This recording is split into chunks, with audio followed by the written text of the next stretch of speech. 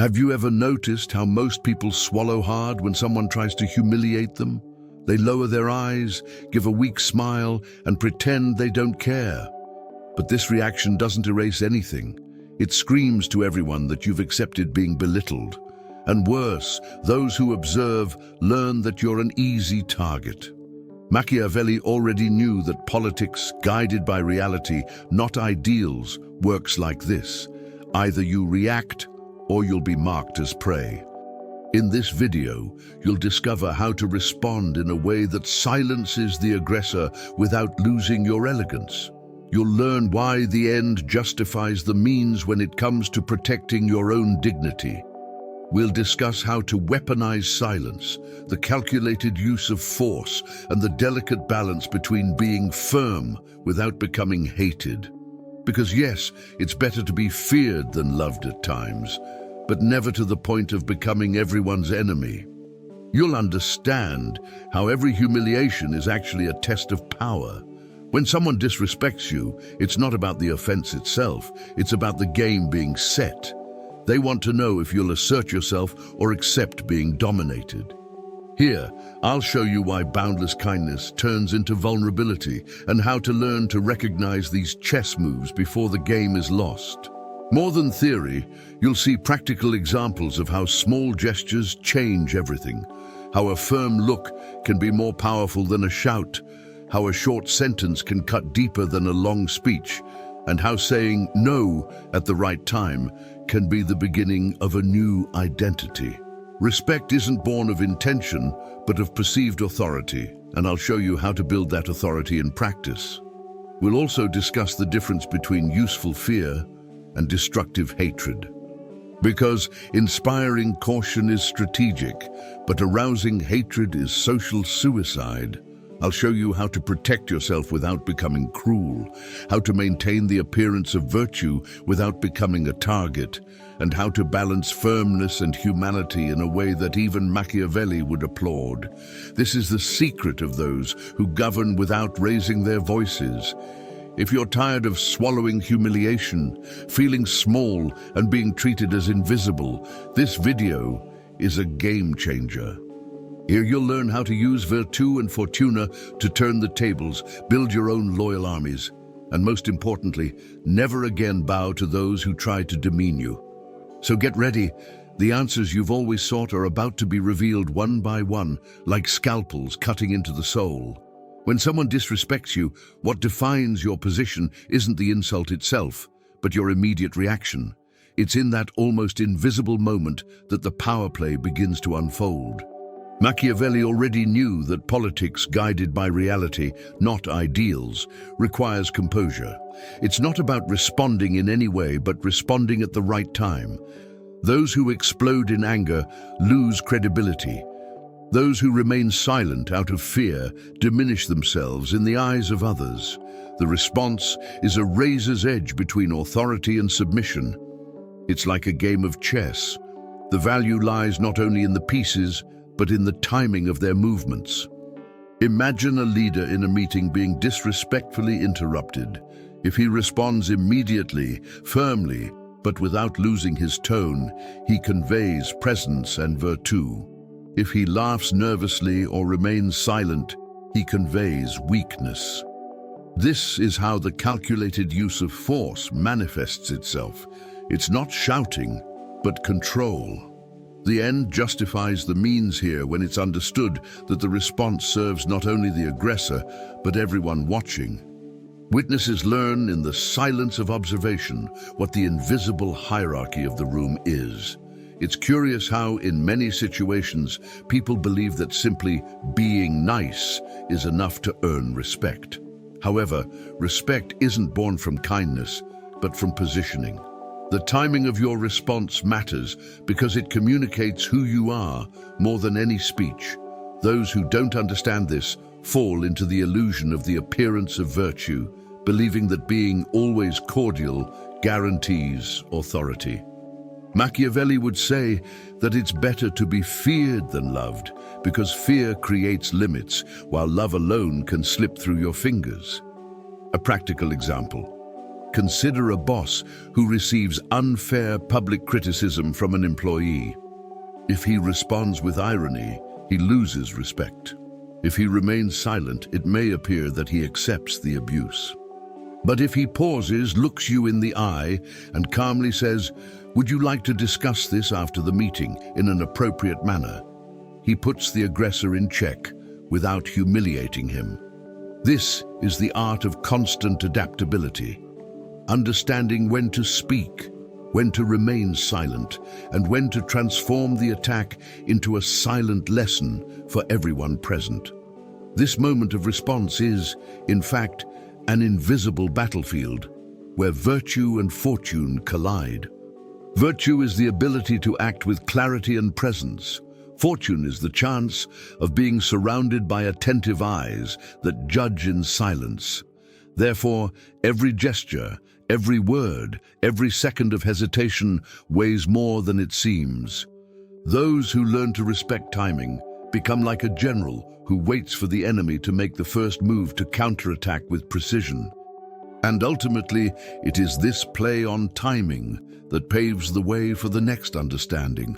Disrespect is almost always no accident, but a calculated test of power. Few people understand that disrespect is rarely innocent.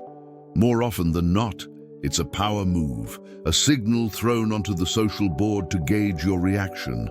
Machiavelli would say that decisions based on real human nature should start from this principle: people test limits. The colleague who makes an offensive joke, the boss who interrupts you for no reason, the friend who crosses your words in public, none of this is random. It's like a player pushing an opponent's piece just to see if they defend or surrender the space. This test occurs everywhere, in the family, at work, on the street. It's the simplest way to discover whether you're a fortress or a house of straw. Those who watch this game learn more from your response than from the offense itself. Reality-driven politics shows that by allowing minor abuses, you authorize greater ones. Not responding to these tests is tantamount to signing an invisible contract of submission. It's as if you're saying, "Go ahead, I accept." And from that point on, respect evaporates like smoke. Notice how true leaders act. They don't yell or humiliate, but they don't let anything that compromises their authority slip by. When someone tries to cross their line, they use a gesture, a pause, or a short phrase that puts the other person in their place. This is the calculated use of force. It's not brute force, it's the subtle force that cuts deeper. The end justifies the means at this point. If they don't respond to the test, the cost will be greater, because disrespect becomes the norm. Better a quick discomfort than lasting submission. A practical example. Imagine a group of friends in which one of them always makes harsh jokes about another. If the target laughs nervously and pretends not to care, he reinforces his inferior position. But if, at a strategic moment, he calmly responds, "It's funny how you have to talk about me to be heard," he turns the tables. He didn't need to curse, he didn't need to shout. He simply demonstrated virtue, mastery of himself and the situation. This counterattack dismantles the dynamic and establishes new boundaries for everyone. Understanding disrespect as a test completely changes your internal posture. It's no longer a personal offense, it's a power move. And when you see it from this perspective, your reaction ceases to be emotional and becomes strategic. Loyal armies aren't measured by numbers, but by consistency of posture. Each time you respond firmly, you strengthen your inner army of self-confidence. Each time you yield, you hand over weapons to the other. And this dynamic paves the way for the next reflection, when kindness crosses the line and becomes pure vulnerability. There's an invisible line that separates true kindness from disguised naivete. Machiavelli warned that in a politics guided by reality, not ideals, those who are overly kind end up serving as a feast for social predators. The problem isn't being kind, it's being kind without strategy. It's believing that life works like a fairy tale, where those who offer flowers receive flowers in return. In practice, those who never set limits become easy targets. Absolute kindness, without calculation, turns into exposed vulnerability. Consider the workplace. The employee who never says no, who accepts extra tasks, who constantly covers for colleagues, is precisely the one who will be exploited the most. Not out of overt malice, but because this is how human nature works. We test where there is resistance. And as Machiavelli would say, the end justifies the means. If others perceive they can abuse without cost, they will. It's better to be feared than loved in this context, because fear establishes boundaries. Without this certain degree of firmness, kindness loses its value. A practical example. Consider someone who always lends money to friends, believing they're helping. Over time, this behavior doesn't generate gratitude, but expectation. Soon, no one pays on time, no one respects their goodwill, and they're even accused of selfishness for refusing to help. This is a portrait of how the appearance of virtue, when lacking criteria, is quickly eroded. To break this cycle, one needs to apply virtù and fortuna, knowing when to be generous and when to close the door.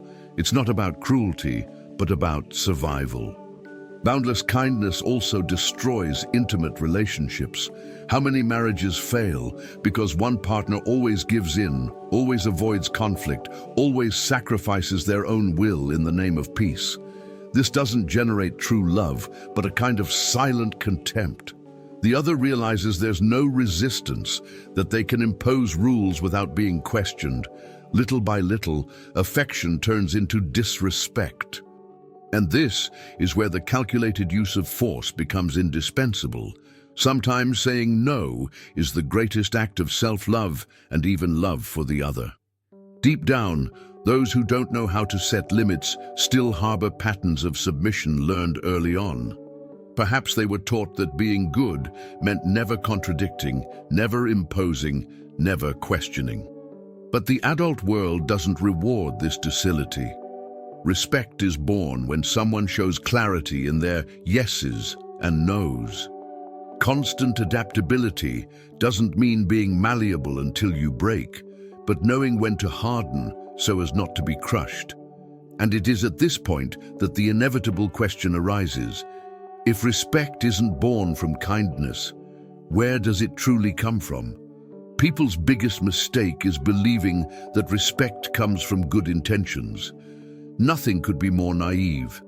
Respect is born from perceived authority, and this authority is not built in words, but in posture. Machiavelli once said, "Decisions based on real human nature show that men respect not what is merely good, but what is imposed as necessary." Politics guided by reality teaches us that it's not enough to want to be seen as correct. One must appear strong. This is where the appearance of virtue comes in, demonstrating firmness, coherence, and presence, even when internal doubt tries to corrode. Consider the political arena. How many leaders have fallen not because of their ideas, but because of their inability to convey authority? The people, like witnesses in a silent courtroom, do not respect weak speeches. They respect those who convey conviction. Better to be feared than loved in this scenario, because fear breeds discipline, while love alone generates unstable expectations. When the audience perceives weakness, attacks begin to sprout like weeds. Authority is not born from purity of heart, but from clarity of action. A practical example, think of a teacher in a classroom. If they try to be friends with their students from day one, without imposing limits, the room quickly descends into chaos. However, someone who establishes clear rules, maintains silence when necessary, and uses calculated force when reprimanding, earns immediate respect. Over time, they may even open up space for affection and closeness, but never before establishing their authority. The end justifies the means, because the order achieved creates space for real learning. In personal life, it's no different. If someone constantly apologizes for existing, justifying every choice, trying to please everyone, they don't inspire respect. They inspire pity at most. Perceived authority arises when a person holds their gaze, stands by their decision, and doesn't bow to the first pressure. This doesn't mean being cruel. It means understanding that virtue and fortune go hand in hand. The ability to assert oneself meets the serendipity of being in situations where everyone is watching. Every gesture becomes a message. Respect, therefore, is an external reflection of what is transmitted internally. And those who don't understand this basic law are lost, believing that simply being nice is enough to be respected. Machiavelli would say that this is the fatal error of rulers and ordinary people, confusing kindness with authority. And it is precisely here that the next question arises. If respect requires firmness and even a certain degree of fear, how far is the healthy line between inspiring fear and provoking hatred?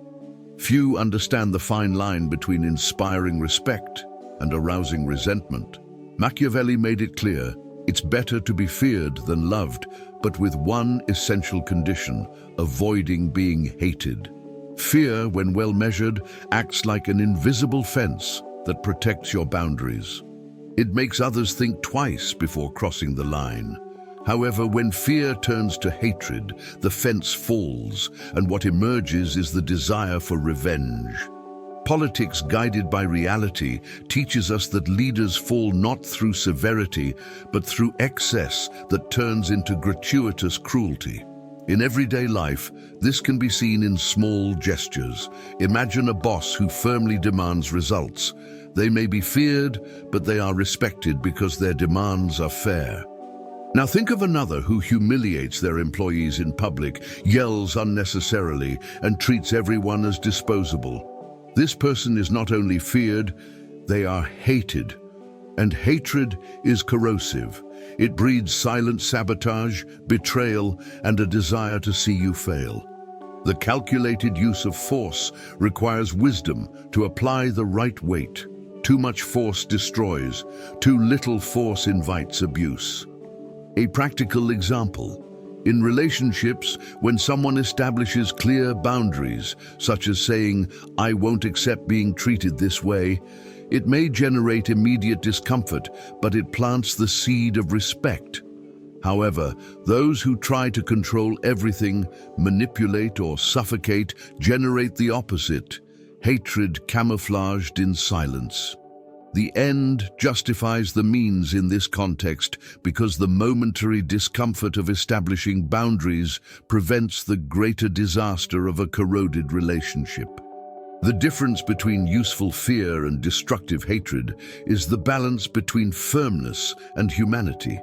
Machiavelli would call this virtue in action, the ability to use force without losing calculation, to be firm without becoming tyrannical. And that's precisely where constant adaptability comes in, knowing how to gauge the environment, sense how far to go, and adjust your posture according to the real human nature before you. The same gesture that commands respect in one group can generate resentment in another. Wisdom lies in understanding that authority is not a fixed formula, but a strategic dance. Fear, when used well, reinforces your presence and keeps your authority intact. But if it crosses the line, it turns followers into enemies in disguise, friends into traitors, partners into saboteurs. Avoiding being hated isn't weakness, it's long-term vision. Those who know how to balance firmness and humanity build loyal armies of their own, which endure even when fortunes change. And this awareness leads to a more subtle point. Power doesn't always lie in shouting or imposing. Often, it resides in silence and restrained posture. There is a kind of power that doesn't require a microphone, a fiery speech, or a theatrical display. It's silent power, the kind that reveals itself in posture, in a firm gaze, in the control of one's own reactions. Machiavelli would understand this as virtue applied in detail, showing strength without needing to display it. It's like the general who keeps his own loyal armies ready, but doesn't feel the need to march with them through the streets every day. Silent authority arises when others realize you have nothing to prove, and precisely for this reason, they don't dare test your limits. Consider historical or even personal figures you've met. That person who speaks little, but when they open their mouth, everyone stops to listen. This is a portrait of politics guided by reality, not ideals. Because reality shows us that strategic silence is more intimidating than 1,000 words. It's like the boss who doesn't need to raise their voice, but a simple raise of an eyebrow makes everyone sit up straighter. This is the appearance of virtue at its most refined: discreet firmness, latent authority. A practical example: think about corporate meetings. There's always someone who tries to dominate by overly verbal, interrupting, and imposing volume. But the true leader is often the one who waits for everyone to speak, and in the end, with 2 sentences, changes the course of the decision. This is the calculated use of force, not wasting energy in every battle, but saving ammunition for the right moment. The end justifies the means because the economy of words increases the impact when action is finally decided. This silent power also manifests itself in personal relationships. When someone tries to provoke you, hoping you'll explode, and you simply don't react, it sends a clear message: your games don't affect me. This self-control dismantles the aggressor. Decisions based on real human nature show that most people give up when they realize they can't steal their emotions. Constant adaptability here means not being predictable, not allowing yourself to be drawn into the stage the other person has set. It's choosing your own battleground. Silent authority isn't passivity, it's strategy. It's maintaining latent power like a volcano that doesn't need to erupt to be feared. Those who master this balanced command respect without needing to ask, attract allies without needing to beg, and keep enemies at bay without needing to threaten. This is the level at which silence speaks louder than any speech. And inevitably, this point leads us to an even more intimate question. There's no point in projecting external authority if, within, there's no true self-respect. Before demanding that the world bow before you, you must learn not to bow before the mirror. External respect arises from self-respect, and Machiavelli would understand this as the foundation of reality-driven politics. There's no point expecting others to recognize your authority if you betray yourself with every small decision. The end justifies the means here because, by imposing discipline on yourself, you create the invisible armor that prevents disrespect from others. Those who lack clarity about their internal boundaries are like a castle without walls. No matter how beautiful it appears, it is doomed to invasion. Notice people who constantly justify themselves. They say no and then quickly add sorry as if asking were a crime, or they give in to arguments not out of conviction but out of fear of conflict. This behavior isn't humility, it's a lack of self-respect. Virtue means firmness in one's choices, and Fortuna rewards those who have the courage to stand their ground. By constantly asking for permission to exist, a person communicates, without words, that they don't believe in their own worth. And of course, others quickly learn to reflect this lack of worth back at them. A practical example: consider someone who decides not to answer work messages after 8 p.m. If they consistently break the rule, no one will take it seriously. But if they consistently follow through, even the most persistent will back down. Self-respect is coherence between words and actions. The calculated use of force in this case is against oneself, breaking the habit of self-sabotage. It's not about being too rigid, but about making clear, first to oneself, then to the world, what lines will not be crossed. It's interesting to note that many seek external authority as compensation for an internal void. They want to be feared, but are ashamed of themselves. They want to be admired but don't admire themselves. This inconsistency is perceived, albeit unconsciously, by those around them. Decisions based on true human nature show that we all have a keen radar for detecting weaknesses. And when someone doesn't respect themselves, it sends an invisible signal of permission to be exploited. It's like walking around with a sign on your chest. You can devalue me, I'll do it myself. Therefore, self-respect is more than self-esteem, it's the foundation of authority. It's cultivating habits that strengthen your identity, keeping your word to yourself, recognizing your virtues, and not shrinking from them. Those who build this solid core within themselves create an aura that doesn't need to be explained, only felt. And this is the essential step before tackling the next layer of the problem: how to break the patterns of emotional submission that, from an early age, condition so many to believe they were born to obey. Much of the disrespect a person faces isn't born in the present, but in ancient roots. Patterns of emotional submission are learned in childhood, reinforced in education, and perpetuated by culture. Children who are constantly told, "Be quiet, don't talk back, obey without question," grow up believing that virtue lies in remaining silent in the face of injustice. Machiavelli would say this is a dangerous illusion because decisions based on real human nature show that those who don't set limits will soon be dominated.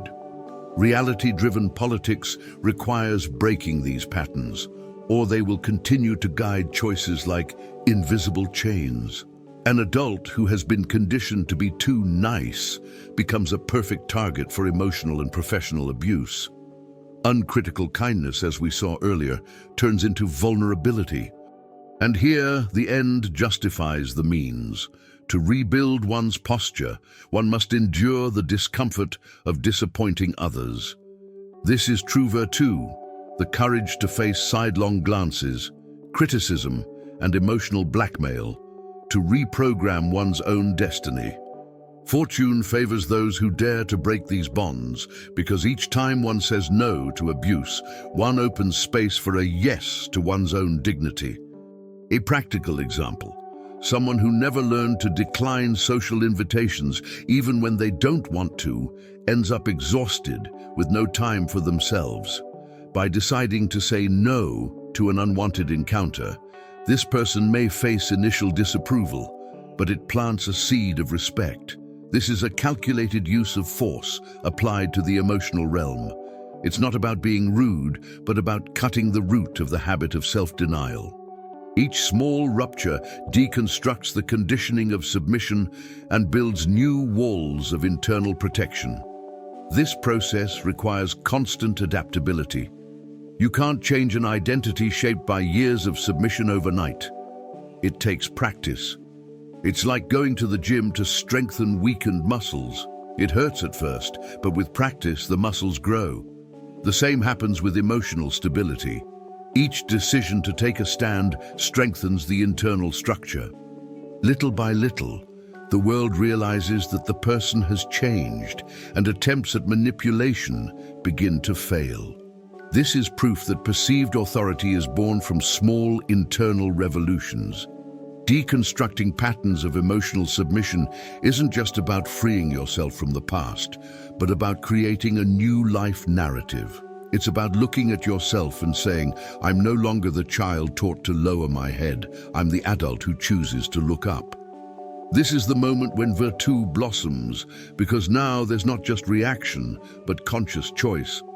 And by breaking these patterns, the door opens to transforming your inner posture into a new identity, capable of inspiring respect, where before there was only concession. There comes a point where it's no longer about small answers, but a true metamorphosis.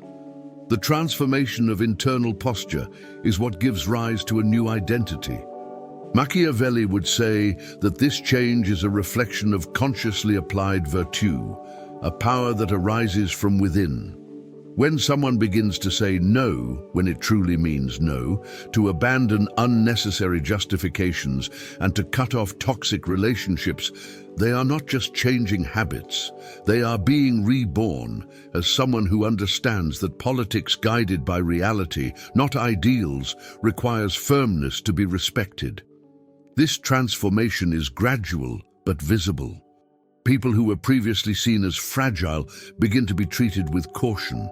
Friends, co-workers, and even family members begin to notice that the person no longer bends so easily. The calculated use of force manifests itself in small actions, such as refusing to accept constant interruptions, holding one's word to account, or simply remaining silent in the face of provocation. Fortune smiles on those who maintain this consistency, because sooner or later, the external world adjusts to the new internal posture. A practical example: imagine someone who has always accepted unfair criticism at work simply to avoid conflict. By deciding to respond firmly, "I respect your opinion, but I disagree, and I can prove my point," that person changes the dynamic of years in a single instant.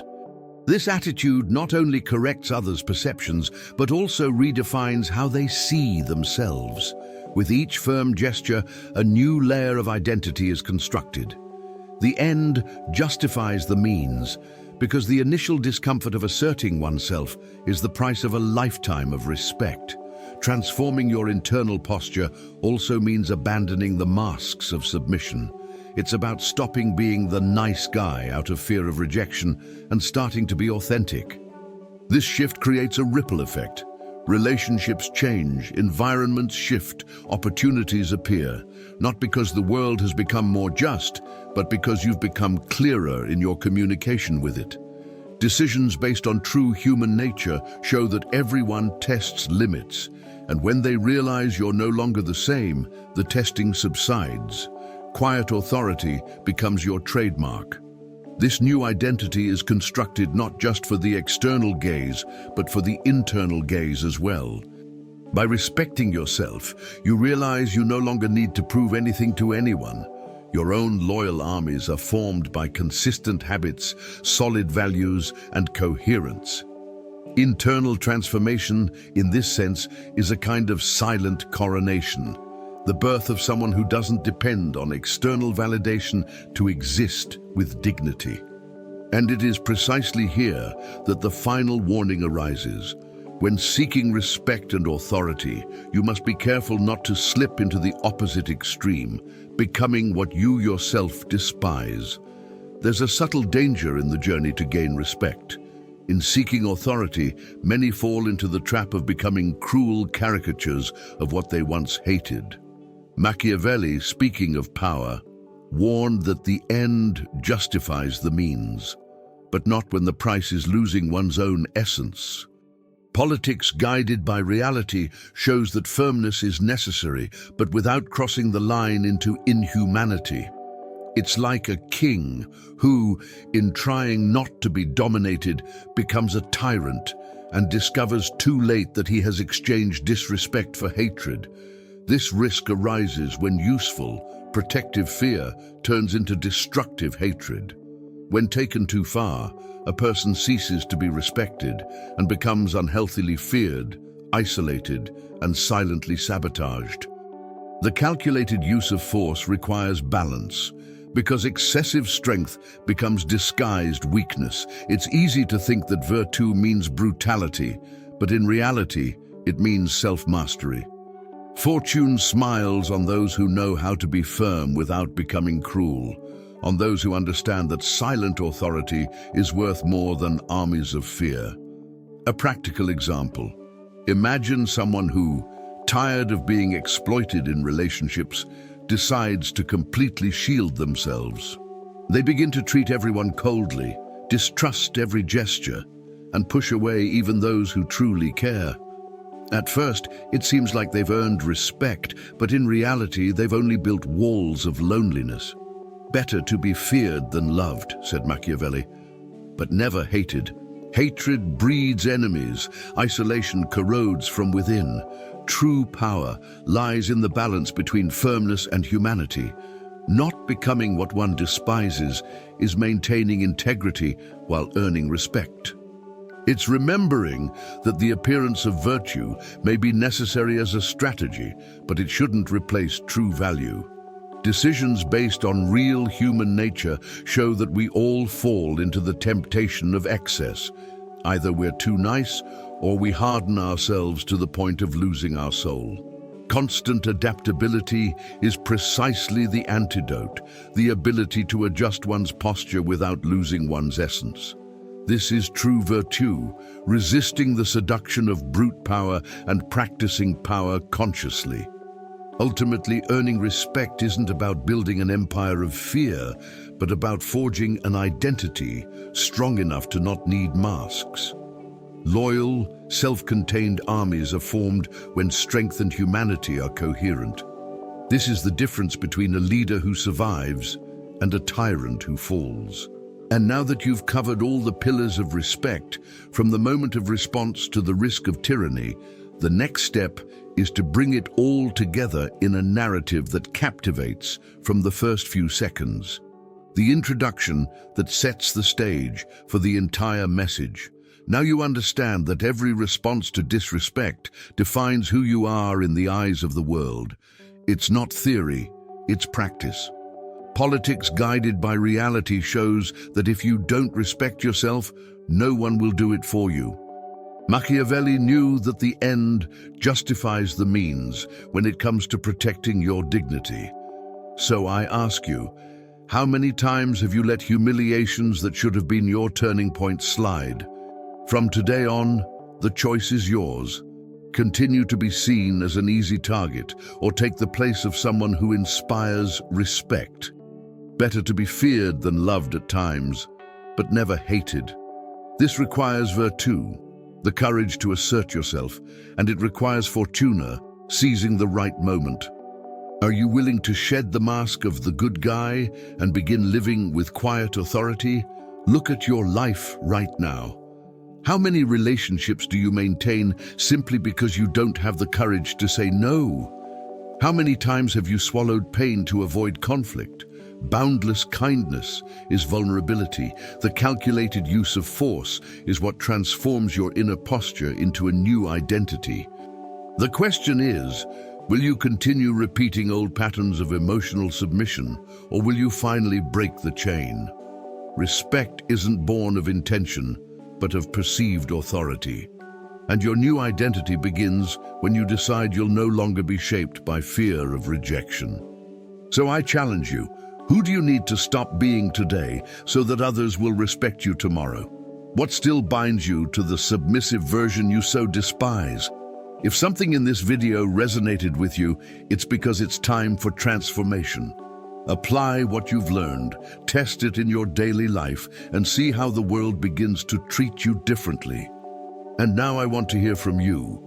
What was the biggest lesson you learned today? What awakened within you? Write in the comments. Sometimes a comment is the first act of courage that paves the way for change.